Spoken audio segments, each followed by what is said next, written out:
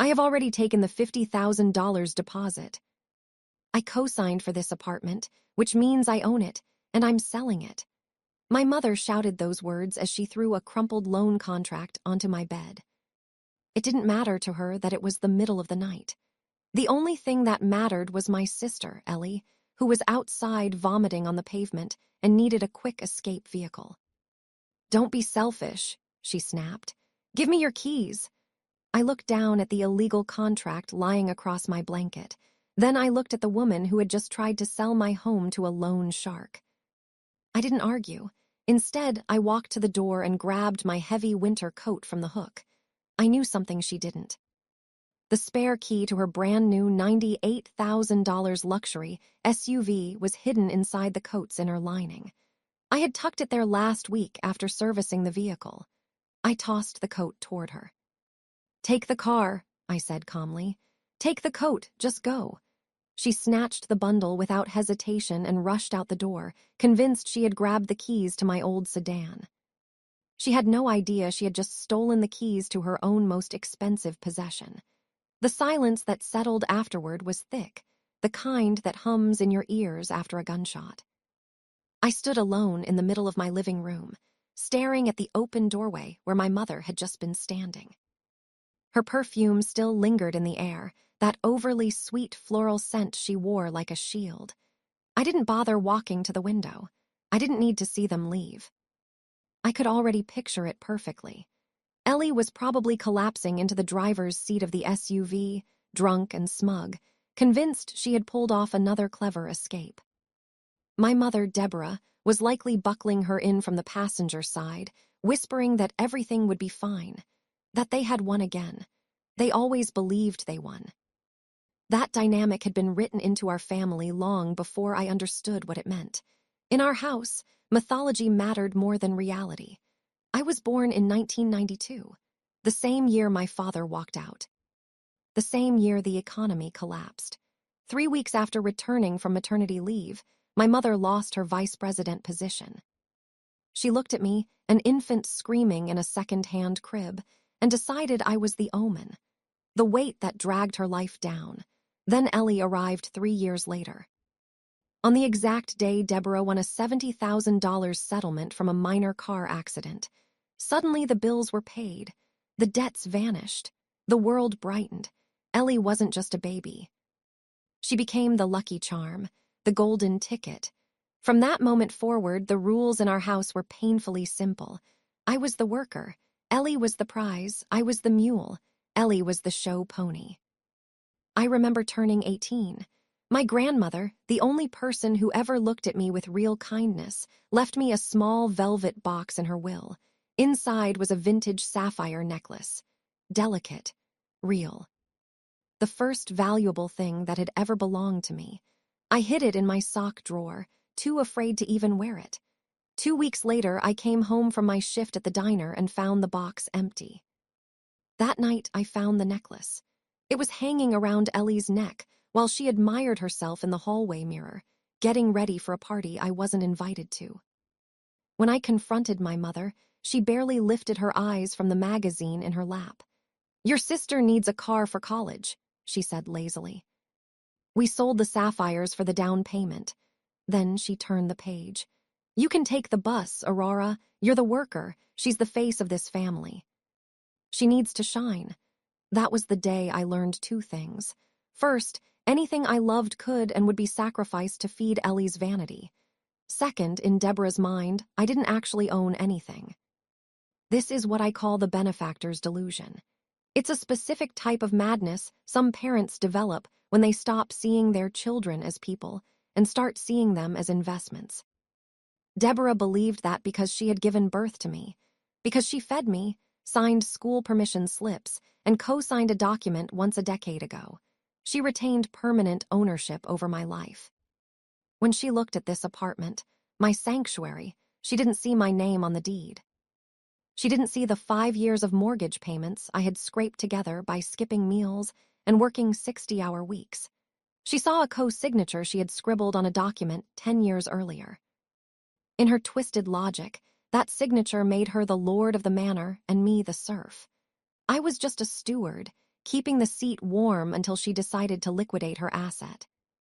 She truly believed she had the right to sell the roof over my head at 3:00 in the morning to pay off a gambling debt.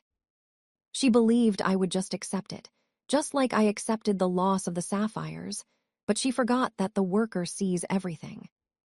The worker learns how the machinery operates, and the worker knows exactly which lever to pull to bring the whole factory down.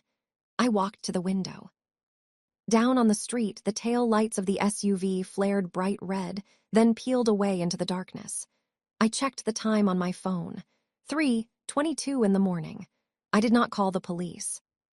I did not call to warn them that Ellie was too drunk to drive a vehicle with 400 horsepower. I simply watched the red lights fade into the distance, and I waited for the sound of the crash. 3:20 in the morning. I stood at my bedroom window, looking down at the street through the slats of the blinds. The rain had started to fall, a cold drizzle that made the asphalt shine under the street lights. Down below, the scene was playing out exactly as I had calculated. Ellie was fumbling with the heavy winter coat I had thrown at them. She was shivering, not just from the cold, but from the chemical panic of withdrawal. I watched her hands shake as she dug into the lining. Then the flash, the amber parking lights of the massive black SUV blazed to life. The vehicle was a beast. A limited edition luxury tank that my mother Deborah had bought 3 months ago to celebrate her imaginary status as a real estate mogul. It had 400 horsepower, heated leather seats, and a complex sensor system that Ellie, in her current state, had no hope of navigating. Ellie did not hesitate. She did not check the mirrors. She did not adjust the seat. She climbed in and the engine roared to life, a deep, guttural growl that vibrated against my window pane. I picked up my phone. My thumb hovered over the call button. It was a reflex, a phantom limb from a lifetime of fixing their messes. The old me, the me who paid the mortgage and apologized for existing, would have called them. I would have run downstairs in my pajamas, screaming that they were taking the wrong car, that Ellie was too impaired to drive, that they were about to make a mistake that would cost them everything. But I froze. I looked at the phone, and then I looked at the handwritten loan agreement still lying on my bed, the paper that sold my sanctuary for $50,000. This is where I learned the most important lesson of my life. I call it the power of silence. We are taught that love means intervention. We are taught that if you see someone walking off a cliff, you grab them. But what if that person has spent 20 years pushing you toward the edge? What if saving them only gives them the strength to try and destroy you again tomorrow? I realized then that my silence was not passive. It was a weapon. It was a strategic choice. Napoleon once said, "Never interrupt your enemy when he is making a mistake." Deborah and Ellie were in the middle of the biggest mistake of their lives. If I intervened, I would just be the annoying daughter ruining their escape. I would be the villain again. But if I stayed silent, if I let gravity take over, then I wasn't doing anything. I was just the witness. I lowered the phone. I did not dial. I did not run downstairs. I watched the SUV lurch forward. It clipped the neighbor's recycling bin, sending plastic bottles skittering across the wet road. The brake lights flared red, angry, and bright, and then the car accelerated. It sped down the block, swerving slightly over the center line, disappearing around the curve at the end of the street. I stood there for a long time, counting the seconds 1, 2, 3. The sound came about 40 seconds later. It wasn't a loud explosion like in the movies. It was a dull, sickening crunch, the sound of expensive metal folding in on itself. The sound of glass shattering against concrete. It echoed up the quiet street, a final definitive period at the end of a sentence. Then silence returned. I did not gasp. I did not call the police. I knew that in a neighborhood like ours, someone else would make that call within minutes. Sirens would be coming. I turned away from the window. I walked back to my bed, picked up the illegal contract my mother had thrown at me, and folded it neatly. I placed it on my nightstand. I climbed back under the covers and closed my eyes. I didn't sleep, of course.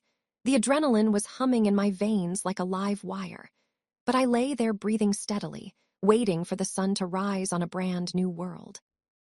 A world where I was no longer the fixer. I was the architect, and the demolition had just begun. The sun rose at 6:14. The light was gray and unforgiving, the kind that exposes every crack in the pavement and every lie told in the dark. My phone buzzed with a notification from the police scanner app I kept for neighborhood alerts. A luxury vehicle had been found abandoned in a drainage ditch 3 mi east. The driver had fled the scene. Hit and run. I poured myself a cup of black coffee and sat down at my desk. It was time to go to work. My mother Deborah liked to believe she was a master manipulator, but she had a fatal flaw. She was lazy. She believed that details were beneath her. When she bought that $98,000 SUV, she hadn't bothered to set up the telematics system or the cloud account. She had thrown the manual at me and said, "Fix it, I don't have time for tech support." So I did. I set up the account. I linked it to my email address. I created the password. And because she never asked for it, I never gave it to her. I opened my laptop and logged into the dashboard. The interface loaded instantly. One click and the truth flashed on the screen. I downloaded the interior dash cam footage from the previous night. The video was crisp, hide evidence of a felony. On screen, Ellie was slumped in the driver's seat, one hand on the wheel, the other holding a bottle of vodka she must have stolen from Deborah's liquor cabinet. The timestamps matched perfectly. 3:22 a.m. Look at me. Ellie slurred to the empty passenger seat, her eyes glassy, driving Mom's tank. Aurora is probably crying in her ugly little sedan right now. Who cares if I scratch it? Mom will just buy another one. She took a swig. She laughed a harsh, ugly sound. Then she swerved. The camera shook violently as the car clipped the guardrail, spun, and slammed into the concrete embankment. The airbags deployed in a cloud of white dust. The feed cut to static, then silence. I saved the file to 3 different hard drives and a cloud server. I named the folder the Boomerang. Deborah thought she was protecting her golden child. She thought she could just hide the car, report it stolen later, and claim the insurance money to pay off the shark. She didn't know that I had a high-definition recording of her favorite daughter committing a DUI and a hidden run in her vehicle.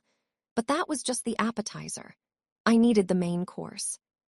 I walked over to the fireproof safe bolted to the floor of my closet. I spun the dial left, right, left. The heavy steel door swung open. Inside lay a single blue folder. I took it out and laid it on the desk next to the crumpled loan agreement Deborah had thrown at me hours earlier. The contrast was poetic. Deborah's document was a handwritten illegal mess scrolled by a desperate woman. My document was a certified quitclaim deed, notarized, stamped, and filed with the county clerk 6 months ago. Back then, I had told Deborah I needed to refinance the mortgage to lower the monthly payments. I told her it would save her money. She didn't read the fine print. She didn't notice that the new terms required the cosigner to be removed from the title to qualify for the better rate. She just signed where I pointed, eager to get back to her brunch. Arrogant enough to believe her signature on the original loan gave her eternal ownership regardless of what the new deed said. She was wrong.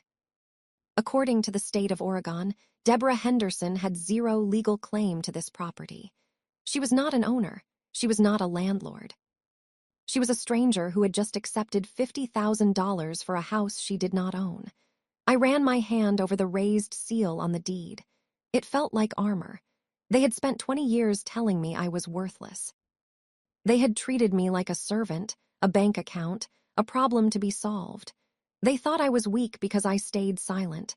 They thought I was stupid because I paid the bills. They forgot that the person who pays the bills keeps the receipts. I put the deed in my bag. I put the flash drive with the dash cam footage in my pocket. I finished my coffee. The phone rang. It was Deborah. I let it ring 3 times before answering. Her voice was ice cold, terrifyingly calm.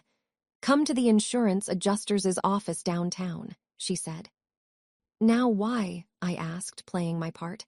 "Because if you don't," she hissed, I will tell that man you ran away with his $50,000. He breaks legs for a living, Aurora. Be there in 20 minutes.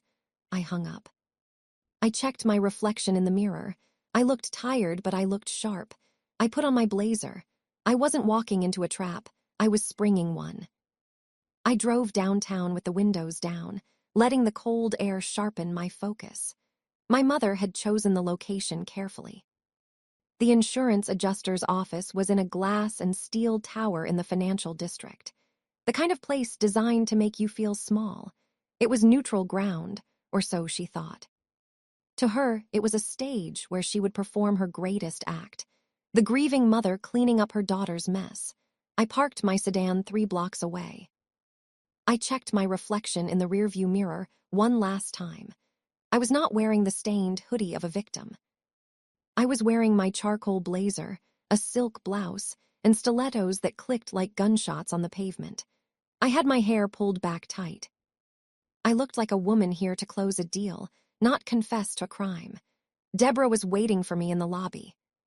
She looked flawless in her navy, big escrow suit, hair set, makeup perfect, but her hands kept clenching at her sides. When she saw me, she scanned my outfit, disappointed. She wanted a broken scapegoat, not an executive. She yanked me into a corner by the elevators and hissed the script. I borrowed the keys for milk. Mistook the car in the dark, hit a guardrail, panicked, fled, and I'd pay the deductible. Why would I confess to a felony? I asked. That's insurance fraud. Her smile was all teeth. If I didn't sign, she said. A man upstairs, Mr. Advance. The investor who wired her $50,000 last night would be told I'd run off with his money. He breaks legs for a living, she whispered. Sign and save yourself. She thought she'd cornered me. She didn't know I'd already disarmed the trap. Okay, I said, let's go upstairs. In the elevator to the 12th floor, she fixed her lipstick like she was about to win. I hugged my iPad to my chest inside my bag, the dash cam footage, and the deed. Room 4B was a glass box with stale, heavy air. Mr. Henderson, the senior claims adjuster, waited at the head of the table. Tired in the way men get after hearing every lie, mister. Vance sat in the corner, watching Deborah like a pending transfer. Ellie lurked in oversized sunglasses, hung over and small. Henderson slid one page across the mahogany. Because Ellie was an excluded driver, and because of the crash, the claim only worked if the car was taken without consent by a covered family member. He looked at me. Bayou Deborah picked up the pen. Suddenly calm, performing martyrdom. It breaks my heart. She said, voice trembling on cue. Aurora took the keys, took the car. I didn't know until it was too late. She stared me down. Sign or the shark gets you. I stayed silent long enough for her to commit. She signed Deborah Henderson, dated it, and pushed the affidavit back. The trap snapped. Felony insurance, fraud, perjury, all for a $98,000 payout. Henderson lifted the paper. And you, Miss Henderson? I do, I said, and set my iPad in the center of the table. My mother is mistaken. I didn't take the car, and neither did she. I pressed play. Ellie's voice blasted from the dash cam, drunk, gloating about Mom's tank, sneering that I was probably crying in my ugly little sedan. A bottle clink-egged, then the violent swerve, the crunch of impact and dead silence. I paused it. Henderson's boredom turned into cold focus. Mrs. Henderson, is that Ellie's voice? The excluded driver. Deborah went ash gray. It's fake. She stammered, manipulated. It's cloud timestamped, I said. Uploaded at 3:22 a.m., the exact time of the crash. Henderson picked up his phone. Security, get the police liaison. We have a code 3 fraud in progress. Vance stood chair scraping like a threat. Car's dead. I don't care. I want my deed. Deborah, you said the girl would sign the house over today. Deborah spun to him, frantic. Yes, she has it. I co-signed. I own it. She stabbed a finger at me. Give him the papers, Aurora. I slid a blue folder across the table. Read it. Vance scanned the certified quick deed. Deborah's notarized signature from 6 months ago. Removing herself from title county stamp confirming Aurora Henderson as sole 100% owner. He looked up flat-eyed. She isn't on the title. Deborah froze. What? You quit-claimed it when I refinanced. I said you didn't read it. You have zero legal claim. I leaned in. You took his $50,000 selling property you don't own. That's theft by deception. That's grand larceny, she whispered broken. But I co-signed. I'm the mother. The math is simple. I said, no car, no house to sell, and you owe him $50,000 you already spent. Less than 4 minutes later, 2 officers entered. Henderson pointed at Deborah and Ellie and used words like felony fraud, grand larceny, flight risk. Ellie screamed when the cuffs clicked. Her tears bought her nothing but a Miranda warning. Vance didn't run. He leaned into Deborah's ear as she was escorted out. House is gone, he murmured, but you still have kidneys. 24 hours. Deborah twisted toward me. Mask gone, hatred raw. You did this. You're a curse, Aurora. I felt nothing. Just a ledger, finally balanced. I didn't ruin you, I said. I just stopped saving you. Enjoy the retirement you earned. I walked out into the cold morning. My phone buzzed. My attorney confirmed the legitimate sale I'd set up 2 weeks ago had closed wire complete. I got in my sedan, drove north towards Seattle, and for the first time in my life, I owed no one a thing. Have you ever had to be the bad guy just to save yourself? Tell me your story in the comments. And if you believe family is about respect, not blood, hit that like button.